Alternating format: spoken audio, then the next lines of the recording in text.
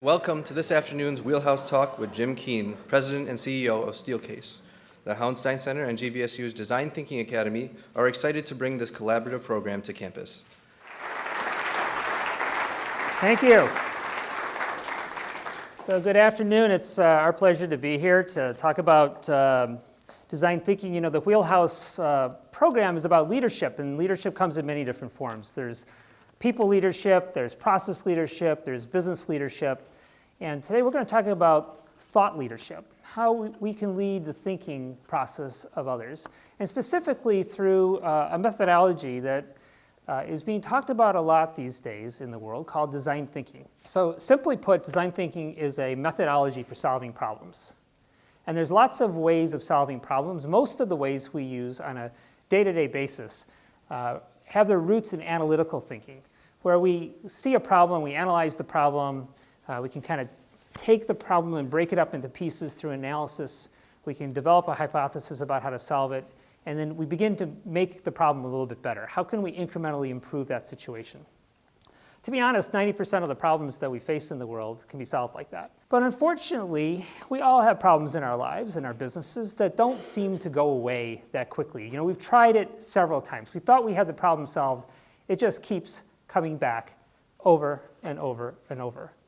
In our parlance, we call this a wicked problem, a problem that for whatever reason just won't go away.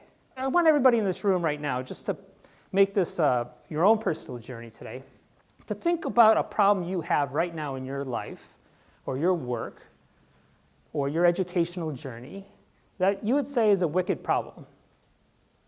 So a good way of thinking about this is, what's the thing when you sit down with your partner or your friend tomorrow morning over coffee you're likely to be talking about again? It just won't go away. It might be a family issue, it might be something to do with that vacation property you don't know what to do with, it might be something to do with that car of yours. That just doesn't seem to get any better. That's what design thinking is potentially for. It's how do you break through those problems that just won't go away? Design thinking started at places like IDEO. So designers, people who are working on product development, found that efforts again and again to solve a particular user problem just didn't result in products that were as successful as people thought they would be. Maybe you can find a way to make the toothpaste holder a little cheaper, but can you really find a way to make the toothpaste holder better, to respond more completely to the needs of the user?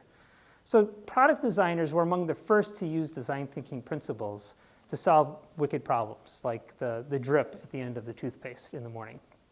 And what's been interesting is as companies like IDEO began to teach the world about design thinking, we found that we can use it for a whole range of other problems. So what is design thinking? How do you go about this process? There's a few key attributes of it. So the first is design thinking almost never starts with the problem and tries to find a way to make it better. That's incremental. Instead, design thinking starts with the problem and tries to imagine a future state that's fundamentally different. How many people here have something like an Amazon Echo in your lives? Okay, you know those devices that sit on the kitchen counter and can answer questions about the weather and so on. So think about that. The team that developed the Amazon Echo wasn't really trying to make anything in your house or in your kitchen a little better. Like, it's not a little better than the microwave. It's not a little better than the television. You could say it's a little better than the computer, but man, that would be a stretch to say that that little device somehow replaces your computer. It's really a fundamentally different kind of device. There's an example of using design thinking to imagine a future state and create something that nobody really knew they even needed. But now that we have it, we wonder how we got along without it, for those of you who use it. Another key attribute of design thinking is the design methods, the use of design methods to solve problems. So in addition to thinking about the future state, they go through a rigorous process. It's actually more than just Post-it notes up on a whiteboard. It's a rigorous process that is best described as a diverge phase and a converge phase done iteratively. So diverge means you try to broaden the number of solutions you're imagining for this problem. Many of us in traditional problem solving already have the possible answers down to just 2 or 3 when we start trying to solve the problem. So the reason it's wicked is usually the problem is beyond the most obvious answers. In the diverge phase, you're trying to bring together a diverse group of people to think about the problem and then imagine ideas without really any critique. Yeah, your idea might have been crazy, but it might stimulate somebody else in the room to throw out an idea that isn't crazy, and they never would have thought of that idea if they hadn't heard your idea. So the diverge phase is about populating the room with as many ideas as possible. And then the converge phase is when we're synthesizing down. What are the common themes and patterns in all of those ideas that we can begin to align around? And as you get comfortable with those, you then go through another phase of diverge and converge. And again, very different than traditional problem solving, when we want to believe that if we just analyze the problem, we can solve it. Here, you're never really sure you've solved it. You continue to diverge and converge until you begin to hit something that is that sort of aha moment. Another key part of this, and it's something that some of the original authors of design thinking talked about a lot, was the need to be user-centered. So if you want to develop that new toothpaste tube, it's not enough to sit around in the conference room and debate with your colleagues what a toothpaste tube ought to be. You have to go out and watch people use toothpaste tubes. You actually have to stand in their bathrooms with them as they brush their teeth, as uncomfortable as that can be sometimes. Some people who develop tax software would actually follow the user's home, ask permission to come home with them and watch them as they installed the tax software to see what was easy about it and what was difficult about it. Where were they getting confused? So this idea of almost an obsession with the user, that you have to put yourself, immerse yourself in the world of the user in a complete way. And only then when you're really immersed in that problem, will you have the right instincts when it comes time to separate the good ideas from the bad ideas. That's called empathy. Can I feel what my users are feeling? Can I feel the root of this problem? Finally, prototyping. And I don't even want to leave prototyping for the end, because that, in a sense, is missing the whole point. In typical, traditional product development, typical problem solving, we use all of our analytical methods so we don't waste money and time testing bad ideas, right? That's the whole point. We don't want to test bad ideas. In fact, we'd like to believe that if we did our work in the typical traditional process, that we don't even have to test it, because we're that sure it's worked for so many other companies before, it should work this time too, that we could just launch it. Okay, maybe we'll test it and then we'll launch it, but we're pretty sure it's going to work.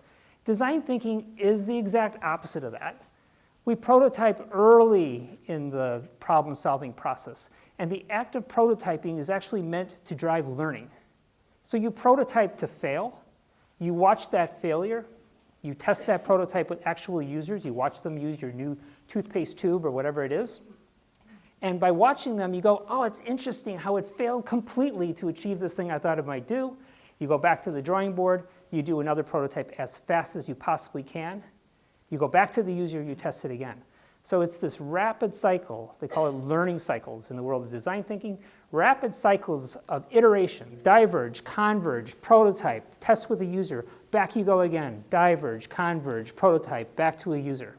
So does it feel different? It's a really different process for product development people even in Steelcase. It took us a long time to get people to abandon the old methods of doing product development or solving really any problem and moving to this new method. But once you get that rhythm, you can't imagine really solving these problems in any other way. Now it becomes kind of a natural way, whether we're trying to attack why a certain business isn't making money, or how do we penetrate a market we've been trying to penetrate forever, how do we launch a new product that we've never launched before, how do we treat our distribution and train our distribution to do something they've never done before.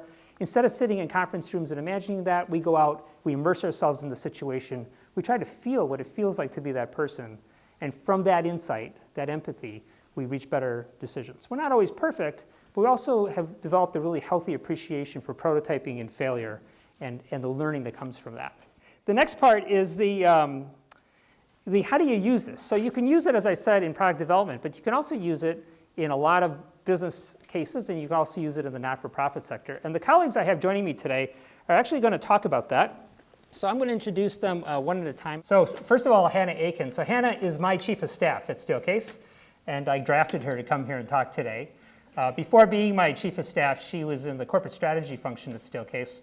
And really in our corporate strategy role, we use design thinking in the way that I described. So Hannah, if you don't mind just taking a few minutes talking about how you use design thinking at Steelcase.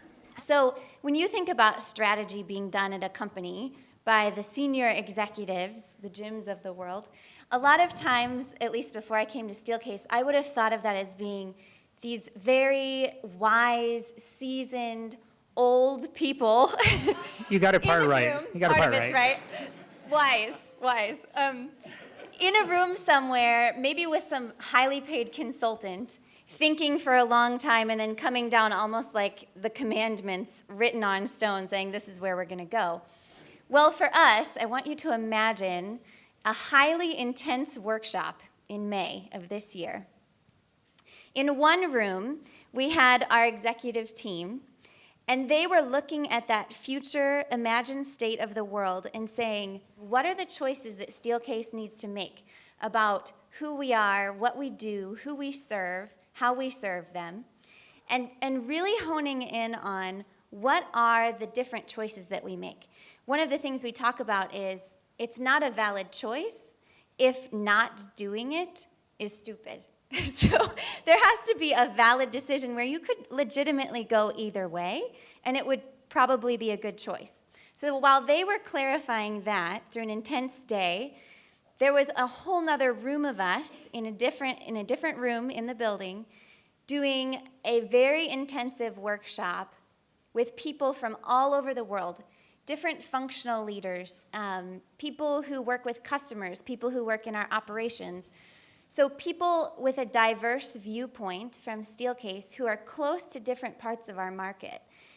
And we were all working together to say, from the ground up, sensing the things that we see in the world, what are the possible ways that we could bring value to people in the future?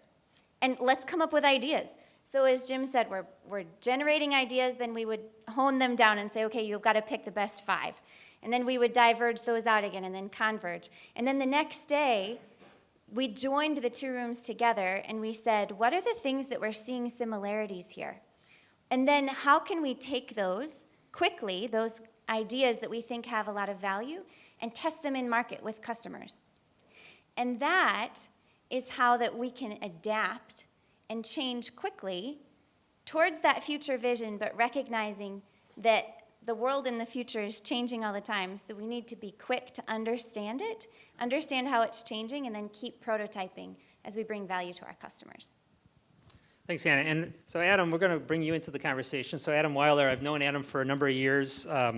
He's a community-driven designer, educator, and social entrepreneur. He's director of social enterprise at WMCAT, Western Michigan Center for Arts and Technology. And he's responsible for developing new business models that meet financial and social impact goals. And he founded Ambrose, which is a community design and print lab, back in 2008, and has been leveraging his diverse background in fine art, mathematics, design, education, and entrepreneurship. And he's a design thinking coach at Stanford's D School, which is like one of the best places in the world, actually historically, until Grand Valley is now making these investments in design thinking.